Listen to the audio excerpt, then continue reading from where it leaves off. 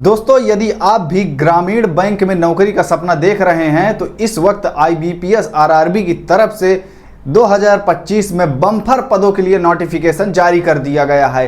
Total मैं आपको बता दूं, इसमें कुल पदों की संख्या 13,000 से अधिक है। जी हां, 13,000 से अधिक इसमें पदों की संख्या है और ये ग्रामीण बैंक में नौकरी का आपका सपना साकार करता है। इस वैकेंसी के बारे में पूरी जानकारी हम आपको इस वीडियो में देने वाले हैं, तो वीडियो को पूरा अंत तक देखें और इसमें कैसे आवेदन करना है, परीक्षा पैटर्न, आयु सीमा, सिलेबस और कैसे आपकी नियुक्ति होगी, सारी जानकारी हम देने वाले हैं। कुछ भी इस वीडियो से बाहर आपको इस वैकेंसी के बारे में जानने की ज़रूरत नहीं है। आइए वीडियो को शुरू करते हैं। जैसा कि आप देख सकते हैं कि आईबीपीएस आरआरबी रिक्रूटमेंट 2025 है। इसमें आप ये देख सकते हैं कि टोटल जो पदों की संख्या है वो 13,215 पद हैं। एक देखा जाए नज़र से तो ये बहुत ही ज़्यादा वैकेंसी है, बहुत ही बड़ी वैकेंसी। 13,215 पदों पर आपके सिलेक्शन के चांसेस बहुत ज़्यादा बढ़ जाते हैं, तो इस मौके को बिल्कुल मत चूकिएगा। इसमें एज लिमिट जो है वो 18 से 28 वर्ष रखी गई है, यानी न्यूनतम एज आपकी 18 वर्ष होनी चाहिए, उसके बाद अधिकतम 28 वर्ष। पर कुछ पोस्टों के लिए 30 वर्ष भी रखी गई है। साथ ही साथ आयु में सीमा में जो छूट दी जाती है वो भी इसमें लागू होगी। इसकी अंतिम तिथि जो है आवेदन की वो 21 सितंबर है, यानी आपके पास अच्छा खासा भी 19 से 20 दिन का समय है। आइए इस वैकेंसी के बारे में पूरी जानकारी हम डिटेल में बात करते हैं। आप किसी भी राज्य के निवासी हों, कहीं से भी हों, इसमें आवेदन कर सकते हैं और इसमें नौकरी भी आपको आपके राज्य में, स्टेट में ही मिलेगी। आइए आपको सबसे पहले मैं बताता हूं कि इसमें इम्पॉर्टेंट डेट्स के बारे में। इम्पॉर्टेंट डेट्स की बात करूं तो इसमें आवेदन जो है वो शुरू हो चुके हैं 1 सितंबर 2025 से। 1 सितंबर 2025 से इसके आवेदन शुरू हो चुके हैं तथा आवेदन की अंतिम तिथि 21 सितंबर 2025 है। कुल पदों की संख्या की बात की जाए तो 13,217 पद हैं। परीक्षा तिथि के बारे में भी मैं विस्तार से बात करूंगा, चाहे वो प्रारंभिक प्री एग्ज़ाम डेट हो या फिर मेंस की एग्ज़ाम डेट हो, उसके बारे में भी विस्तार से यहाँ पे बात करते हैं। आइए आपको मैं बता दूं कि इन पदों का नाम क्या है। सबसे पहले आप देख सकते हैं कि ये जो वैकेंसी है वो 2 पदों के लिए निकाली गई है। पहला जो पद है उसका नाम है ऑफिस असिस्टेंट, जिसमें मल्टीपर्पज़ काम शामिल हैं, और दूसरा है ऑफिसर स्केल 1 असिस्टेंट मैनेजर के तौर पे। इसमें आपको जिस राज्य में आपको नियुक्ति की जाएगी उस राज्य की आधिकारिक भाषा आनी चाहिए। यानी जैसे कि मान लीजिए कि आप दिल्ली में आपको नियुक्ति मिलती है इसके तहत, तो दिल्ली की ग्रामीण भाषा हिंदी आपको आनी चाहिए, जो कि ज़्यादातर लोगों को आती ही है। इसमें कोई बताने वाली बात नहीं है, लेकिन फिर भी मैं बताना चाहूँगा कि आज जहाँ पे आपकी नियुक्ति होगी उसकी लोकल लैंग्वेज की जानकारी आपको इसमें होनी चाहिए।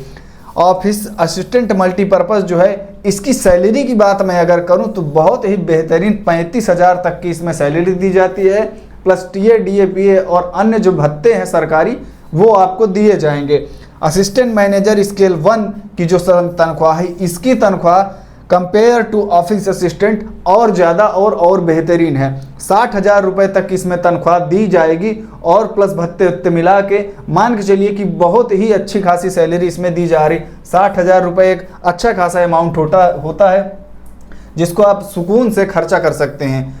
एज लिमिट के बारे में अगर मैं बात करूं तो इसमें एज लिमिट जो है 18 वर्ष तक इसमें एज लिमिट है न्यूनतम, जैसा कि मैं पहले ही बता चुका हूं, और अधिकतम जो है वो 28 वर्ष तक इसमें दी जा रही है। लेकिन कुछ पदों में मैंने पहले ही कहा था कि इसमें 30 वर्ष तक भी लागू होगी। वो है स्केल 1, यानी आपकी जो सेकंड पोस्ट है उस सेकंड पोस्ट के लिए आपकी आयु 28 वर्ष से 30 वर्ष तक भी लागू की जाएगी। आयु में छूट नियमों के अनुसार तो मिलेंगे ही। आयु में छूट कैसे है वो भी आइए मैं आपको बता दूं। यदि आप SC/ST कैटेगरी से हैं तो आपको 5 वर्ष की छूट दी जाएगी। OBC कैटेगरी से हैं तो इसमें 3 वर्ष की छूट आपको प्राप्त होगी। PWD कैटेगरी से हैं तो आपको 10 वर्ष की छूट।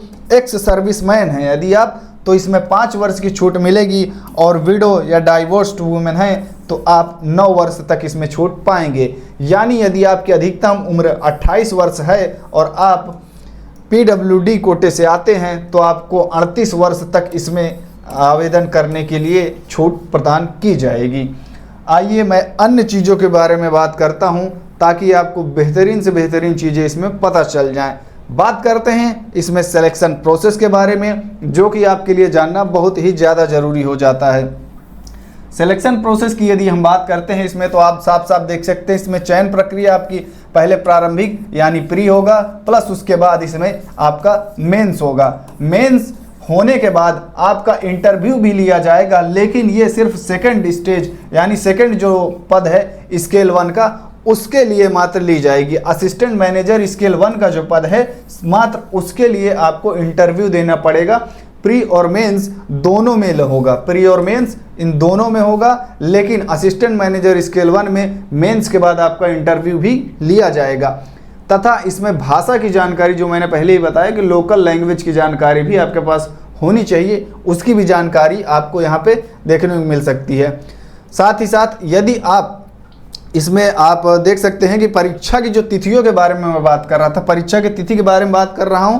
ऑफिस असिस्टेंट जो मल्टीपर्पज़ की पहली पोस्ट है, इसकी प्रारंभिक तिथि यानी जो प्री होगा इसका जो प्री होगा वो 6, 7, 13, 14 दिसंबर 2025 को होगा। यानी इसमें आपको एग्ज़ाम की तैयारी करने के लिए लगभग अभी कम से कम 4 महीने का समय बाकी है, जो कि एक बहुत बेहतरीन समय है। आप इतने टाइम में आराम से इसकी तैयारी कर सकते हैं। असिस्टेंट मैनेजर स्केल 1 जिसमें आपका प्री मेंस प्लस इंटरव्यू होगा, उसमें जो प्री होगा वो 22 तथा 23 नवंबर 2025 को होगा। इसमें भी कम से कम 3 महीने का समय बाकी है।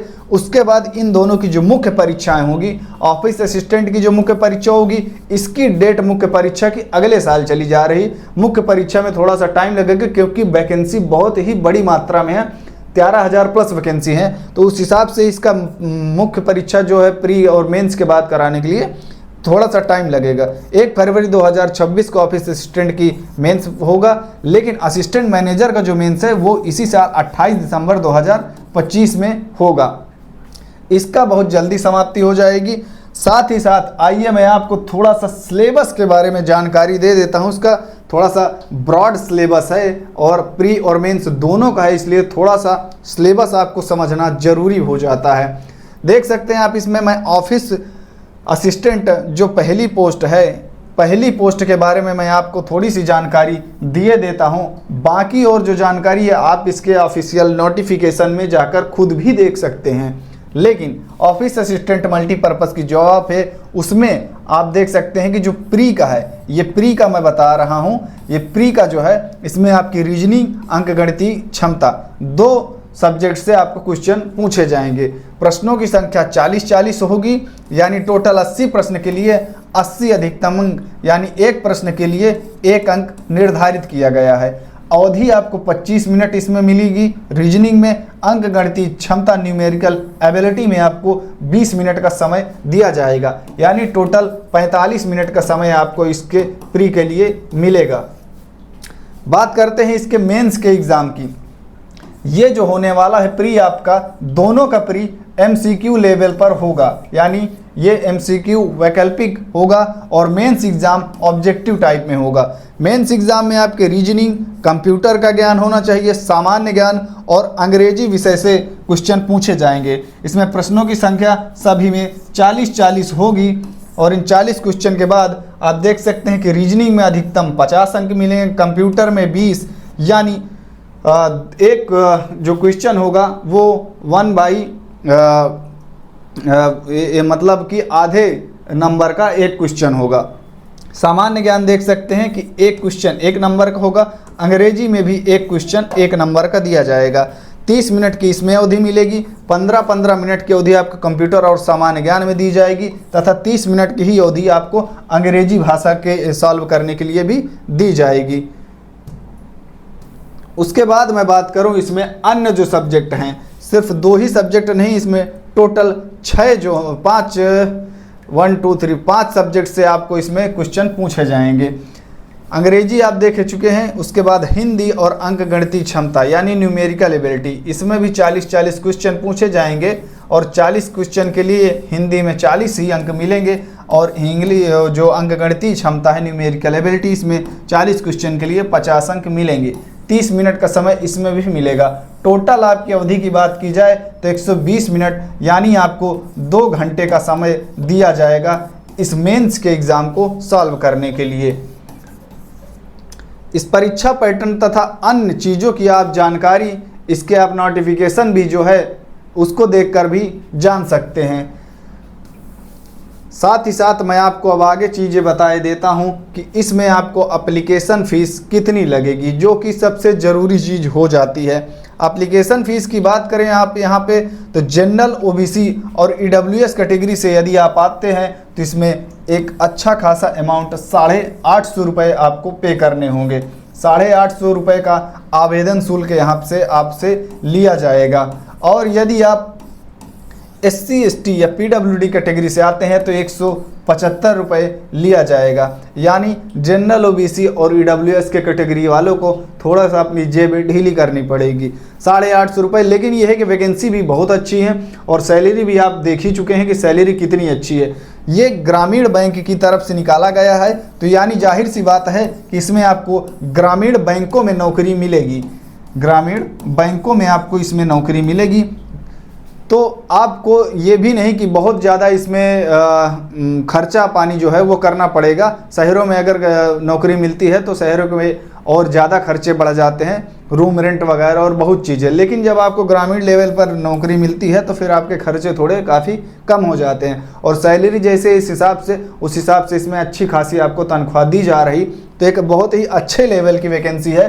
तो अगर आपको इस वीडियो में इस वैकेंसी के बारे में कुछ भी अन्य जानकारी लेनी हो तो आप हमको कमेंट बॉक्स में मेंशन कर सकते हैं, तथा वीडियो आपको पसंद आया हो तो वीडियो को लाइक करिए तथा हमारे चैनल को सब्सक्राइब करिए, ताकि ऐसे ही भर्तियों के अपडेट हम आपको समय समय पर लाते रहें। मिलते हैं अगले वीडियो में। धन्यवाद।